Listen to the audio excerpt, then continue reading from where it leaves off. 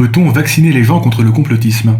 Bon, ce dont on va parler ici, c'est pas un vaccin efficace à 90%, mais ça pourrait donner un petit boost immunitaire très appréciable. Selon une récente publication de recherche, voir dans la description, notre susceptibilité aux théories du complot est influencée par notre sentiment de contrôle sur notre propre vie et sur le monde qui nous entoure. Ouais, et du coup, en ce moment, on n'est pas gâté sur ce plan. Et dans un contexte de perte de contrôle, les théories du complot sont un moyen de réduire notre sentiment d'incertitude, en fournissant des explications à tout ce qui arrive. Et ce que suggère l'étude, c'est que lorsqu'on est dans un état d'esprit de promotion, c'est-à-dire lorsqu'on se focalise sur la poursuite de ses objectifs, eh bien, on est moins vulnérable aux théories du complot que lorsqu'on est dans un état d'esprit de prévention, c'est-à-dire lorsqu'on se focalise sur la protection de ce qu'on possède déjà. Une étude avec un groupe de contrôle a montré que écrire à propos de ses espoirs et de ses objectifs diminue l'adhésion aux théories du complot. Et un sondage parmi des militaires en mission, donc des gens qui expérimentent beaucoup de stress et d'incertitude au quotidien, eh bien, ce sondage a montré que ceux qui avaient un esprit de promotion adhéraient moins aux théories du complot. Bon alors, c'est bien joli tout ça, mais comment est-ce qu'on obtient le pouvoir magique du contrôle cosmique ?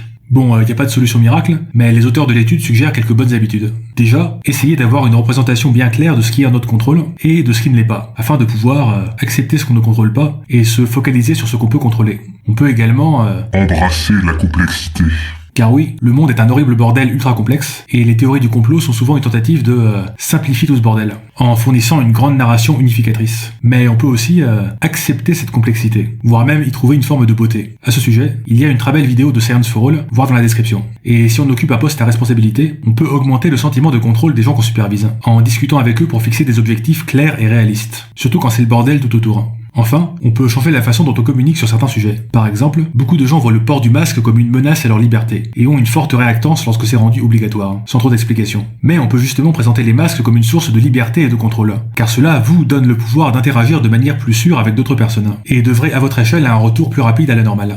Bref, nous sommes dans une période très incertaine et anxiogène, ce qui est un gros accélérateur de théorie du complot. Mais on peut combattre cette tendance en regagnant un plus grand sens du contrôle, et en aidant nos proches à faire de même. Deux petites remarques pour finir. Déjà, si vous êtes complotiste, ou qualifié de complotiste par d'autres personnes, vous ne devriez pas prendre ombrage de tout cela, puisque ça consiste à faire des trucs qui sont de toute façon positifs pour nous-mêmes. Un peu comme faire 30 minutes de marche par jour. Si on croit sincèrement ce qu'on pense, il n'y a aucune raison d'éviter de faire des trucs qui sont bons pour nous.